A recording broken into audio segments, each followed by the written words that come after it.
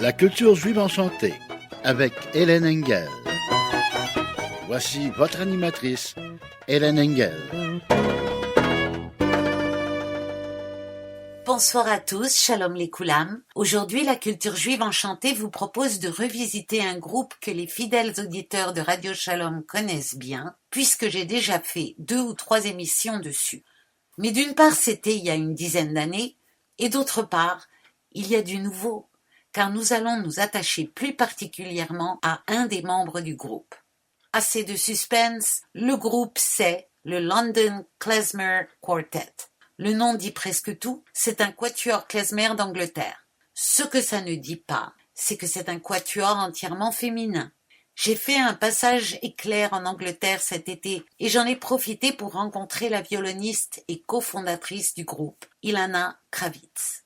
On va donc commencer par survoler la discographie de ce groupe et un petit peu son histoire, puis on va s'attacher à découvrir plus particulièrement le travail de la violoniste Ilana. Mais on va commencer par écouter un premier titre, extrait de leur premier album, enregistré en 2010. C'est une pièce instrumentale, une danse, et plus précisément un cher, qu'elles ont arrangé à leur façon, sur ce qu'on appelle un ostinato, soit un motif qui se répète obstinément tout le long de la pièce. Vous l'entendrez au début, joué par le violon, puis les autres instruments viennent se poser dessus, et le motif peut passer d'un instrument à un autre, voire même disparaître de nos oreilles tout en restant présent dans la musique. Et quand il revient, il retrouve sa place tout naturellement.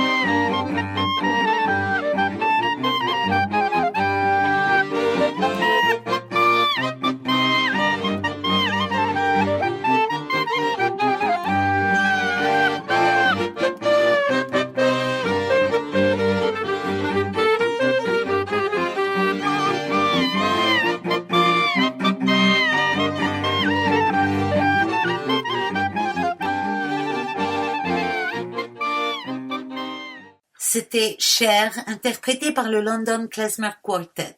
Les 4 musiciennes se sont rencontrées au Klezfest à Londres en 2009. Elles se connaissaient déjà pour s'être croisées individuellement au cours des années précédentes, mais c'est là qu'elles ont commencé à jouer ensemble toutes les quatre et à apprécier le son qui se dégageait. Elles ne cherchaient pas forcément à former un groupe féminin, mais ça s'est trouvé comme ça, et elles aimaient bien l'idée, et c'était aussi une de leurs originalités. Quelqu'un les a entendues jouer ensemble, les a aimées, et leur a demandé de faire un petit spectacle pour lui.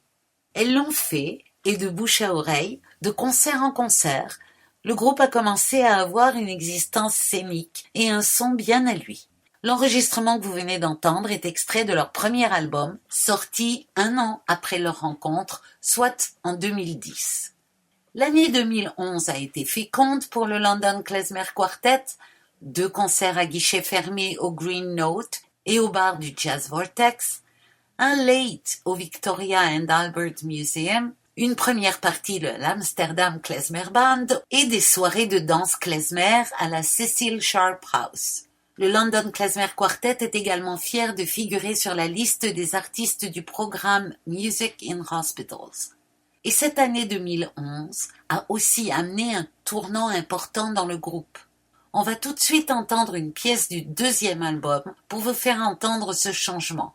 Je ne vous donne qu'un indice. Écoutez bien les instruments. Et on écoute Tsiveles Bulgar.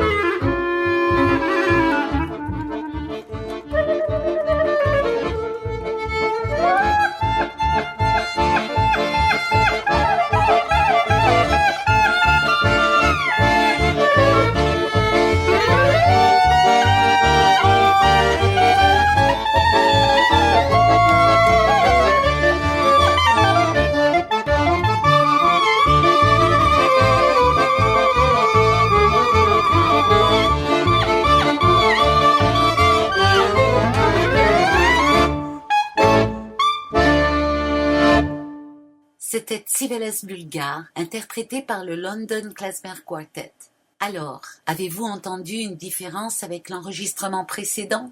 Bien sûr, il y a la maturité musicale de chacune des membres et la cohésion du groupe qui ont progressé, mais aussi un changement très concret. Le premier album a été fait avec la violoncelliste Francesca Terberg, mais pour le deuxième, une des élèves d'Ilana, originaire d'Australie, voulait que le groupe aille faire une tournée là-bas. Alors, elle leur a organisé une tournée pour le printemps 2012. Mais la violoncelliste Francesca ne pouvait pas se libérer pour cette période. Alors le groupe a décidé de partir à 3 et d'engager un ou une musicienne sur place.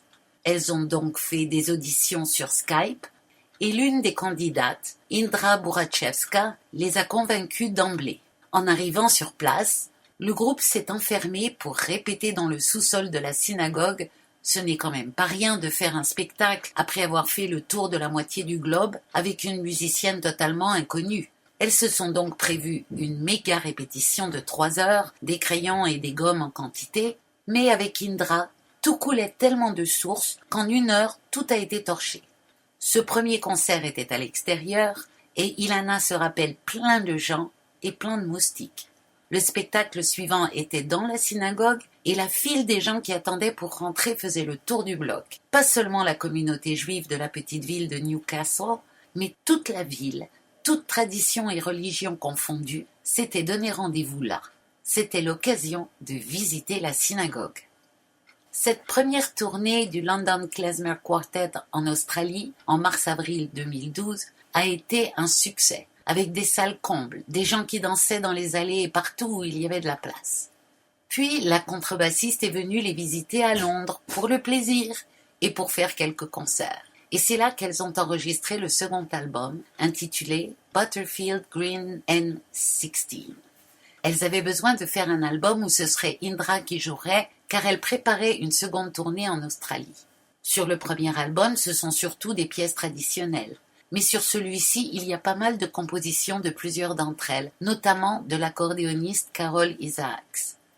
Ce deuxième album, paru en 2013, est coloré par les différents lieux importants pour elle. Ainsi, le nom de l'album, Butterfield Green N16, vient d'un parc à Londres, situé dans la zone postale numéro 16, où plusieurs d'entre elles vivaient. Et le morceau que nous allons écouter, Santipap Ora, est une composition de Carol Isaacs, qui a fait plusieurs séjours en Thaïlande en missions humanitaires.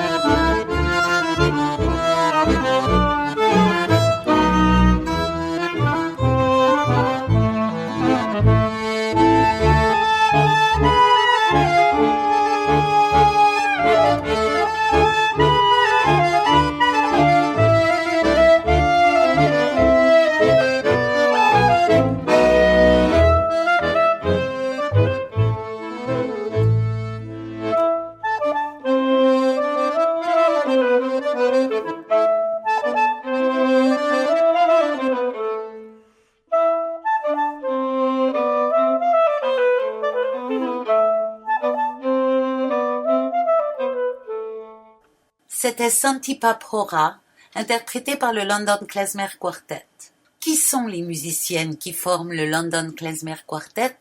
Alors il y a Ilana Kravitz au violon, Susie Evans à la clarinette, Carol Isaacs, je devrais dire Isaacs, j'imagine, à l'accordéon, et Indra Burachevska dès le second album à la contrebasse. Ilana Kravitz a étudié le violon baroque au niveau post-universitaire au Royal College of Music. Elle a fait découvrir le klezmer à des centaines de personnes de tous âges, à travers des concerts, des cours, des ateliers dans les universités et les conservatoires, et lors d'événements spéciaux. Mais on parlera d'elle en détail dans la seconde partie de cette émission. Susie Evans, la clarinettiste, est diplômée de la Royal Academy of Music et a aussi étudié à Istanbul. Elle est cofondatrice du Chez Choir Klezmer Ensemble, un autre excellent groupe anglais dont je vous ai aussi parlé il y a plusieurs années. Les critiques de presse soulignent ses solos agiles et sa justesse, et son enthousiasme contagieux pour le Oxford Times. Carol Isaacs est pianiste, claviériste et accordéoniste de formation classique. Elle travaille dans les domaines de la pop et de la musique du monde. Elle a enregistré et tourné avec de nombreux artistes internationaux, dont je ne nommerai que 3 sinon on y passerait la nuit. Sinéad O'Connor, irlandais, Joan Baez, inutile de la présenter, et Natasha Atlas, qui est aussi une chanteuse qui fait parfois des chansons juives et dont je vous ai parlé il y a de nombreuses années. D'origine irakienne, Carol apporte la couleur méditerranéenne et la musique mizrahi au groupe, sans parler de toutes ses compositions. Et enfin, Indra Burachevska, la contrebassiste. Après avoir obtenu son diplôme de violoniste classique au Victorian College of Arts en Australie, Indra découvre la contrebasse. Elle joue dans tous les styles, de la pop originale au jazz et au funk, et elle a rejoint le London Klezmer Quartet pour leur première tournée australienne en 2012 et ne les a plus quittés. Mais revenons au groupe. Dès 2014, un 3e album verra le jour, intitulé Calling, mais il a été enregistré en Australie. Il y a moins de compositions personnelles sur cet album, mais un changement majeur. Il y a maintenant une chanteuse. La contrebassiste Indra chante avec une très belle voix grave, et on va la découvrir dans le morceau que nous allons entendre maintenant, qui est presque d'actualité puisque c'est un chant de Rosh Hashanah. Il s'agit de Shnirele Perele, qui est une chanson folklorique yiddish. En fait, elle vient d'une source religieuse, la prière Gott von Avrom, qui est une prière lue par les femmes à la fin du Shabbat.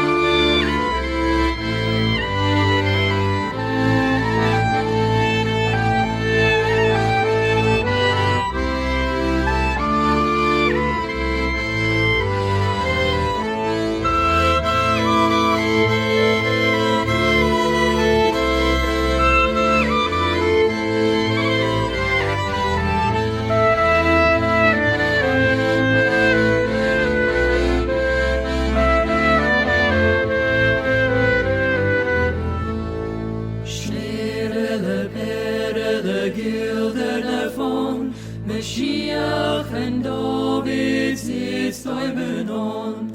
Halt der Becher in der rechten Hand, macht der Broche auf dem ganzen Land. Oi, Omen, das ist vor, Meschiach wird kommen, heintigs Jahr. Oi, Omen, das ist vor, Meschiach wird kommen, heintigs Jahr. C'était Schnirele Perele, interprété par le London Klezmer Quartet. C'est une voix intéressante, n'est-ce pas? Elle a travaillé avec diverses personnes pour perfectionner sa prononciation, et c'est assez convaincant, je trouve. Comment fonctionne le groupe? Chacune apporte des airs, des mélodies qu'elles ont apprises sur des albums, des livres auprès des musiciens ou qu'elles composent elles-mêmes, et les arrangements sont faits ensemble. Si la personne qui offre le plus de compositions reste Carol Isaacs, Ilana la suit de près, et ensuite vient Susie Evans. Il faut dire que Indra aussi a collaboré sur le prochain disque avec 2 compositions. Ilana était un peu le leader du groupe, s'occupant de toute l'administration, les demandes de bourse, l'organisation des concerts, etc., etc. Carol est aussi une artiste graphique, et c'est elle qui a fait le graphisme de leurs 4 albums. Quand j'ai demandé à Ilana qu'est-ce qui, selon elle, est le plus grand accomplissement de ce groupe, elle m'a répondu « Spreading the Klezmer Love ». En français, répandre l'amour du klezmer. Elles ont tourné énormément dans le monde entier et sont allées presque partout, sauf, curieusement, en Amérique du Nord. Alors, à bon entendeur, salut, il faut les inviter. C'est en 2016 que le London Klezmer Quartet sort son 4e album, et c'est le dernier à date. L'album entier a un thème qui vient d'une petite histoire. Une troupe de musiciens arrive dans une petite ville en train très tôt le matin. Ils découvrent la ville, puis, après une soirée à la taverne, ils repartent. Et l'album suit ce scénario. Alors la chanson qu'on va entendre maintenant est au moment où ils sont dans la taverne. En fait, il y a plusieurs chansons qui se passent dans la taverne, également le Schnirele Perele que nous avons entendu. Celle-ci commence par un air traditionnel, à Gleisaleyas, qui signifie un petit verre d'alcool, et se continue par une composition de l'une d'entre elles. Ensuite, il y a une reprise à la toute fin de cet air traditionnel.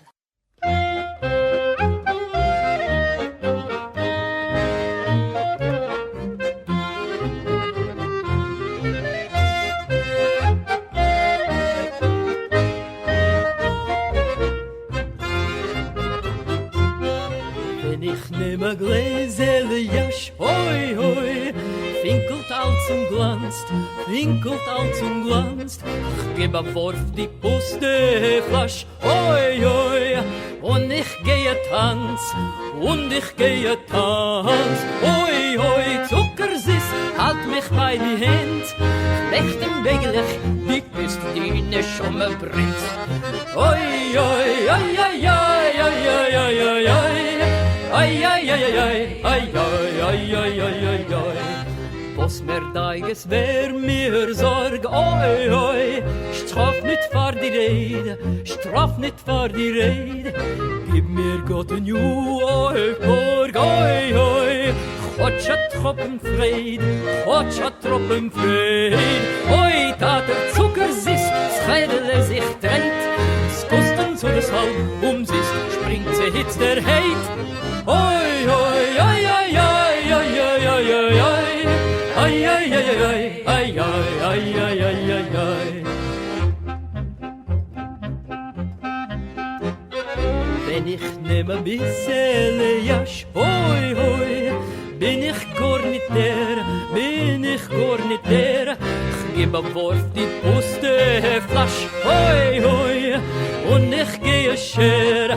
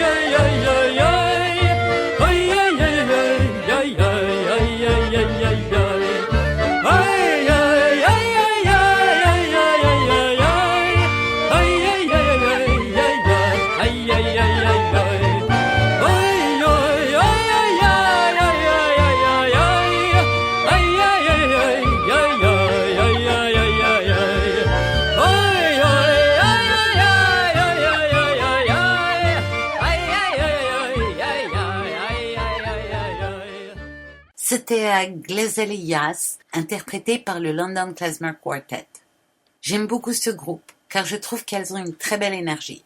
Puis Ilana a quitté le groupe en 2020.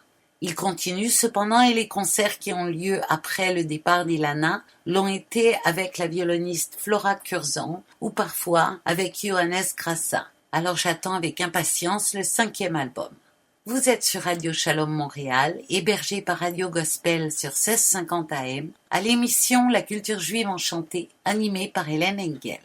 Londonienne de souche, Ilana vient d'une famille non pratiquante. Mais le papa chantait et il lui arrivait souvent de tenir le rôle de Razan, c'est-à-dire le chantre. Kravitz est un nom d'origine polonaise, mais sa famille vient de Vilna, arrivée à Londres au début des années 1900. Côté maternel, ils sont d'origine polonaise, mais très séculiers et communistes, et ils sont arrivés au début des années 30.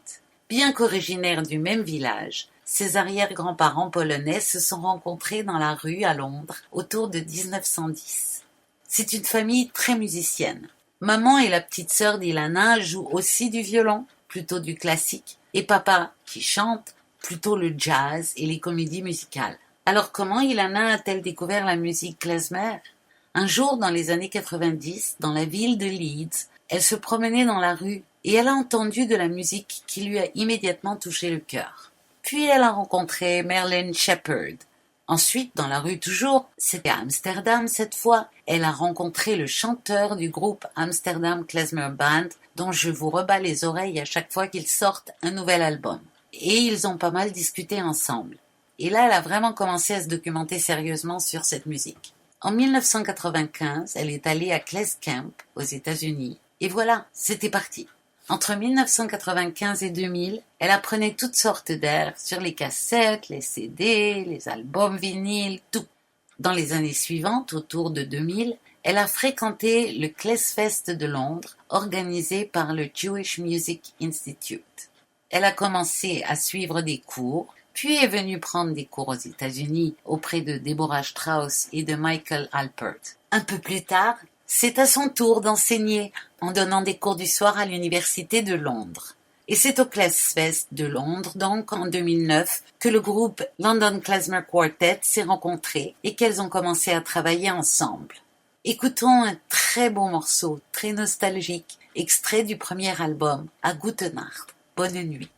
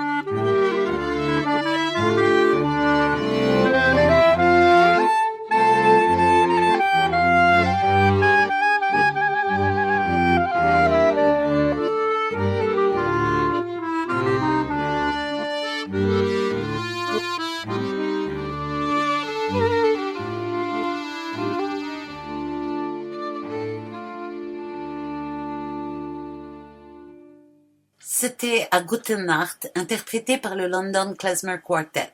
Comme mentionné plus haut, Ilana a étudié le violon baroque au niveau post-universitaire. Elle travaillait comme consultante dans des organismes à but non lucratif et faisait de la musique comme hobby. Puis, la situation s'est inversée avec le succès rencontré par son groupe. Elle ne se contente pas de jouer du violon. Ilana a aussi écrit un livre, Klezmer Fiddle, A How-to Guide. C'est publié par Oxford University Press et a été décrit par le magazine Folk Roots comme la meilleure exposition que j'ai jamais vue sur le jeu de violon juif de style est-européen. Fortement recommandé. Fin de citation. Pour tous les musiciens intéressés par la musique klezmer, tous instruments confondus, c'est extrêmement intéressant. C'est un manuel pour apprendre à jouer du violon à la manière klezmer, mais c'est une façon très concrète de toucher à cette musique.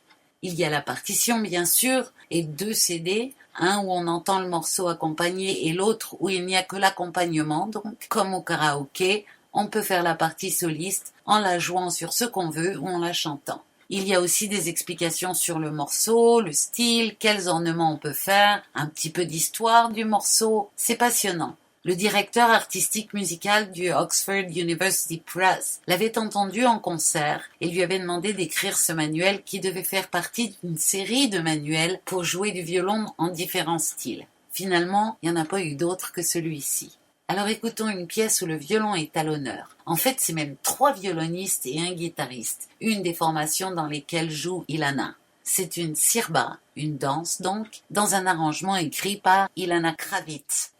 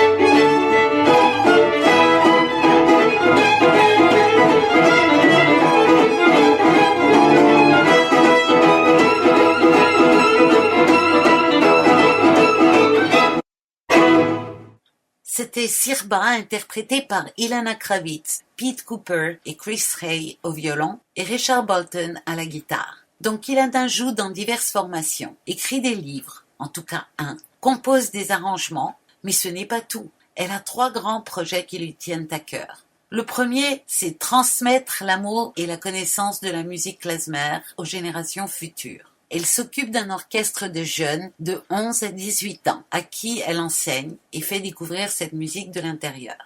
Le deuxième est de découvrir et faire découvrir de nouveaux morceaux, des mélodies inconnues, à tous, tout le monde, musiciens et public. Alors elle participe à un projet consistant à enregistrer tous les airs que l'ethnomusicologue Beregovsky a collectés entre 1912 et 1946 en Ukraine et d'en faire un livre-disque. Il y a pas mal d'artistes impliqués dans ce projet et sur plusieurs continents. Ça devrait sortir aux alentours de Hanouka cette année. Elle travaille aussi avec une chanteuse yiddish d'Argentine, Zulema Benveniste, pour faire connaître aux Européens et aux Nord-Américains la musique des klezmorines d'Argentine entre 1940 et 1970. Et le troisième, c'est de jouer des airs traditionnels, d'une façon traditionnelle, avec des musiciens klezmer traditionnels de partout. Et en plus de tout cela qui remplirait déjà pas mal la vie entière d'une ou deux personnes, Ilana a une passion pour le violon baroque, en fait pour la musique baroque en général, c'est-à-dire la musique classique des années 1600 à 1750 globalement. Elle adore aussi faire danser les gens. Alors elle enseigne les pas de danse yiddish qui sont dans l'ensemble très simples puisqu'ils avaient pour fonction d'entraîner tout le monde, tous âges confondus, sur la piste de danse. Et comme pour la danse en ligne, il y a un caller qui annonce les mouvements et les figures. Et ça, elle le fait autant pour de la musique yiddish que pour de la musique celtique. On va donc écouter un autre air à danser, extrait de l'album Calling. C'est une combinaison de 2 morceaux. D'abord, la Hora de Teskani, qui est un morceau qu'elles ont appris en Bulgarie d'un musicien local. Et le deuxième est une composition de l'accordéoniste Susan Isaacs.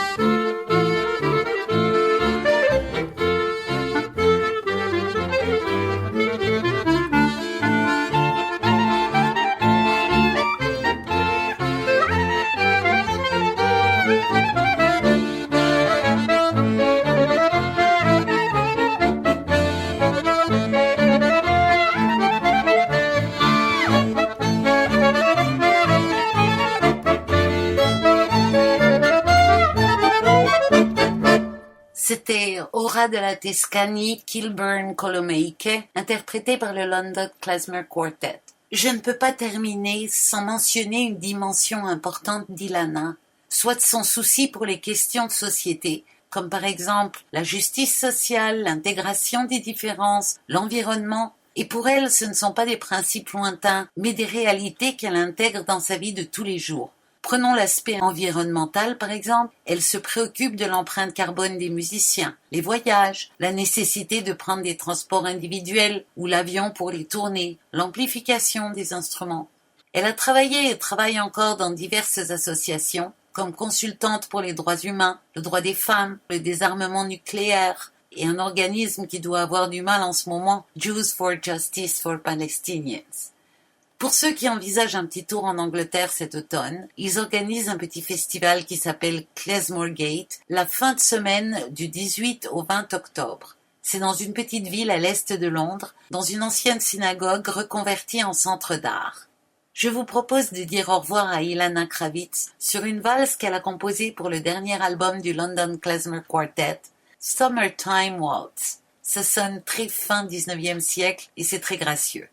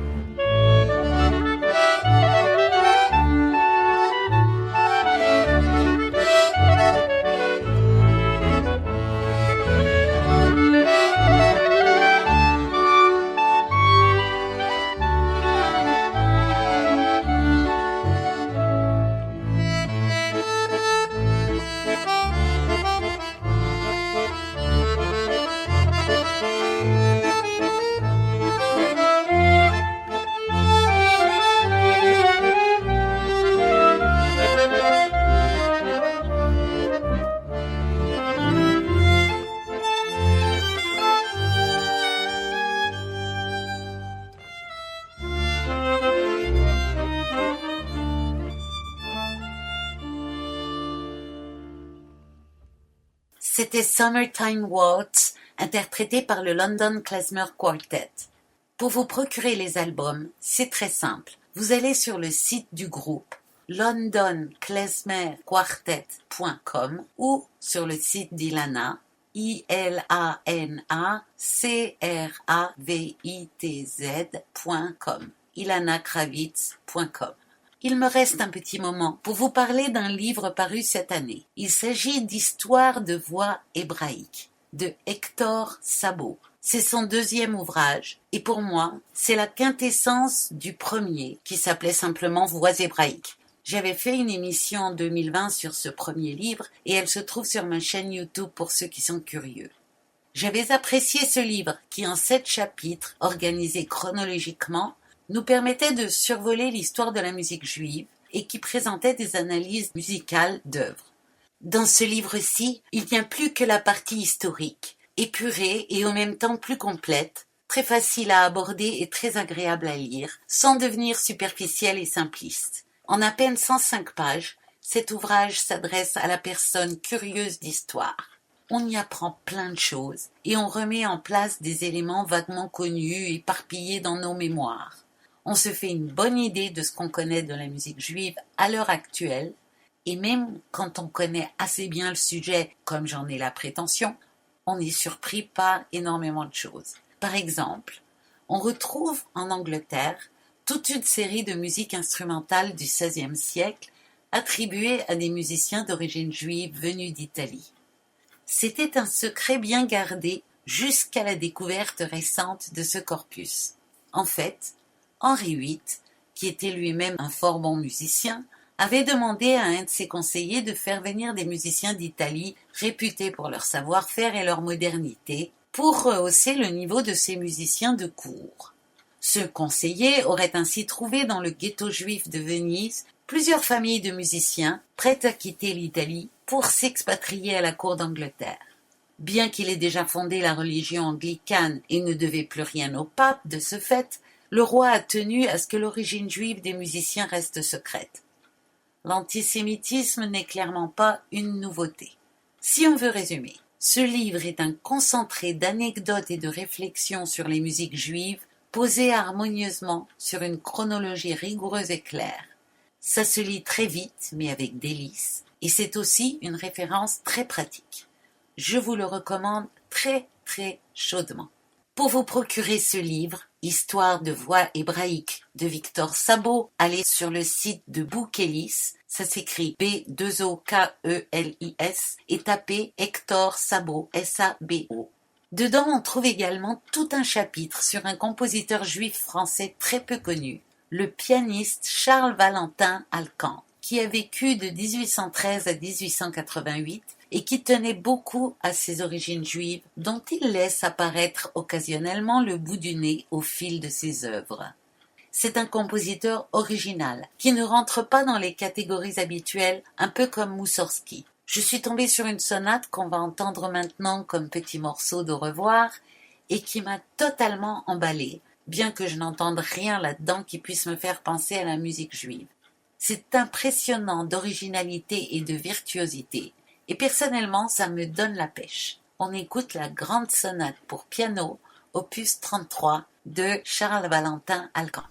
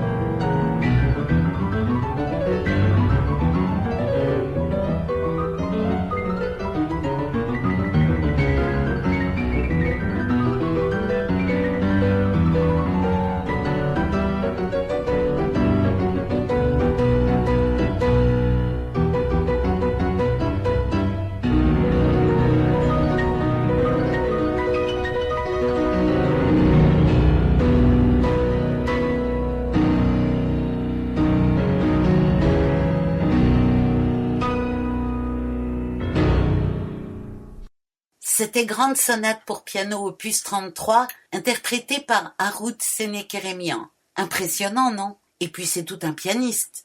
Je n'avais pas le cœur de couper cette pièce, alors juste un mot sur Victor Sabo, un compositeur d'origine argentine qui joue aussi de l'orgue, du clavecin et du piano, qui est chanteur de surcroît et chef de chœur, actuellement chargé de la direction musicale des chœurs à la Grande Synagogue de Strasbourg. Merci Victor de nous avoir fait découvrir Charles Valentin Alcan. Et il y a bien d'autres belles surprises dans ce livre. Et je vous dis à la semaine prochaine.